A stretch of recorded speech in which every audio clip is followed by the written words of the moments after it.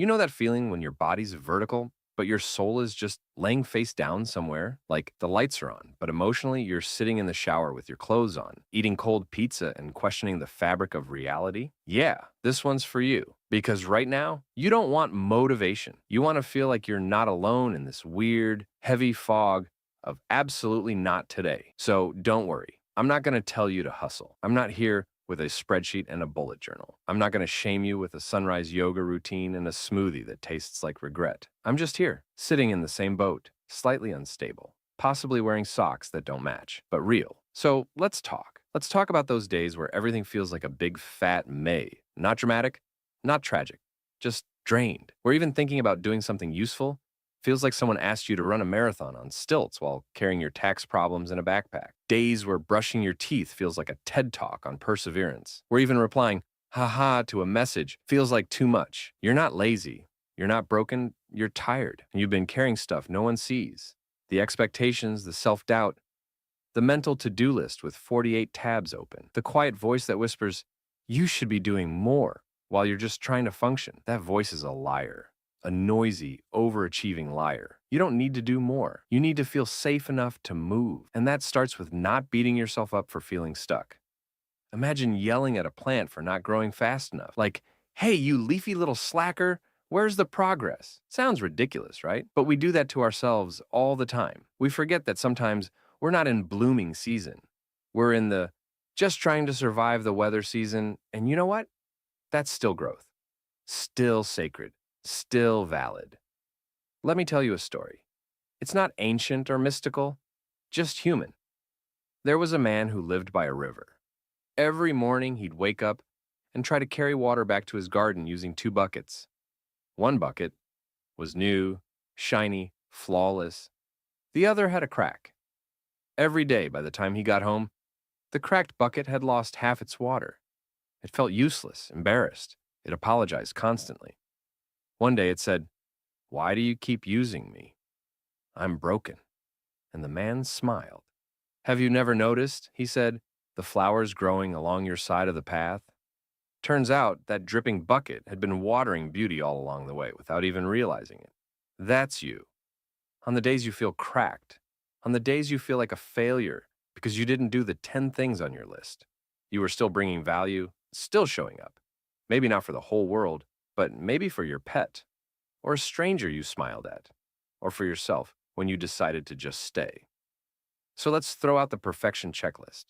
You don't need to earn your worth by how productive you are. You're not a machine. You're a messy miracle. A soft animal trying to survive capitalism, Wi-Fi outages, and existential dread. Of course, you're tired. Now, I know some of you are watching this, and your brain's like, okay, cool, nice story. But I still feel like garbage, and my room looks like an emotional crime scene. Good, perfect. Let's start there. Don't aim for a comeback montage. Aim for one tiny thing. Pick up that shirt on the floor, or just touch it. That's it. That's the bar. You could win a gold medal in the Touched a Shirt Olympics right now. And from there, maybe stand up.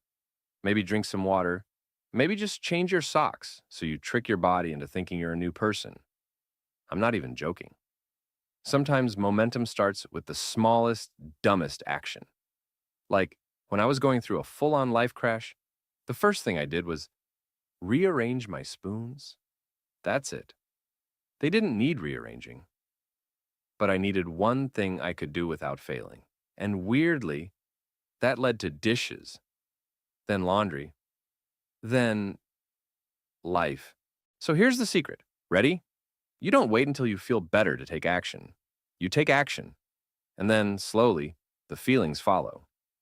Not always right away. Not like fireworks or an epic movie score kicking in behind you. More like a flicker, a sigh, a soft shift from I can't to maybe I can. And not with some world-shaking, soul-reinventing move. I'm talking small. Stupid small. Like, wipe off the crumb next to your laptop. That's it. That's the bar. You just made progress, my friend. Gold star. Now breathe. See, everyone's waiting for motivation like it's an Amazon package. I'll start when I feel ready. But motivation is not a delivery. It's a side effect, a symptom. It comes after you take the first step, not before. You're not going to think your way out of the hole. You're going to climb awkwardly and slowly, one tiny awkward brick at a time. And the first brick isn't purpose, it's permission. Permission to begin badly. One spoon in the sink, one glass of water, one email sent that you've been avoiding for a month. That's not nothing, that's everything. That's how you teach your body. We're not stuck forever. We're still alive. We still get to try. And you do it not because you're trying to be amazing, not because you're chasing some gold medal version of yourself. You do it because even on the days when your spark is dim, when your voice shakes, when you feel like a shadow of who you used to be, you still deserve care. You still deserve peace, especially then. You don't stop being worthy when you stop being productive. The way you talk to yourself when you're struggling, that's your character. That's the real you, not the version of you with all the accomplishments and trophies and organized folders. The version of you that whispers, "It's okay, we'll get through this." That's the you that matters. That's the one who builds the next chapter. So here's the real question. Can you love that person? Can you sit beside them on the couch, under a blanket full of crumbs and regrets, and say, "Hey, I still believe in you"? Can you look in the mirror with no filters, no fancy affirmations, and say, "You're still worth showing up for"? That's not self-help. That's survival. And I get it. Some of you were taught that love is something you earn, that your worth is conditional, that rest is lazy, that softness is weakness. You might have grown up thinking slowing down means falling behind, that if you're not producing, performing, proving, you're wasting space, but that's not truth. That's just programming. Rest is not failure. It's not even a pause. It's a sacred reset. It's how you remember your own voice underneath the noise.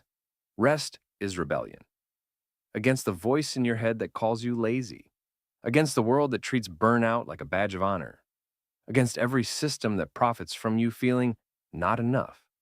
So when you choose to breathe, when you choose to listen inward instead of scrolling outward, when you put your hand on your chest and whisper, "I'm trying," that's not weakness.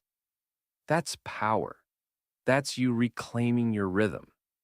That's you telling the world, "I don't have to move fast to be worthy of moving at all." And listen, there will still be days where the fog doesn't lift, where you do everything right and still feel heavy. Days where your brain is like a toddler with a juice box, just chaos. That doesn't mean you failed. That doesn't mean you've lost your progress. That just means you're human. And the goal isn't to feel good all the time. The goal is to stay close to yourself, to feel real, to not abandon yourself just because the day feels dark. So if today is hard, okay, be in that. Let it be hard, but don't let it be hopeless. You've survived 100% of your worst days. That's a flawless record. You're not behind. You're not late. You're not some broken version of a more successful person. You're right on time. You're the only version of you this world will ever get. And maybe your story isn't loud. Maybe it's not a highlight reel. Maybe it's quiet, steady, written in lowercase. That doesn't make it less meaningful. It makes it real. It makes it yours. So here's how we end, or maybe how we begin again. You don't need to become your best self today. You just need to not give up on the one that's already here. You just need to be willing to meet yourself where you are, unshowered, unsure, and still trying. You don't need to move mountains. Just stretch a finger toward the light.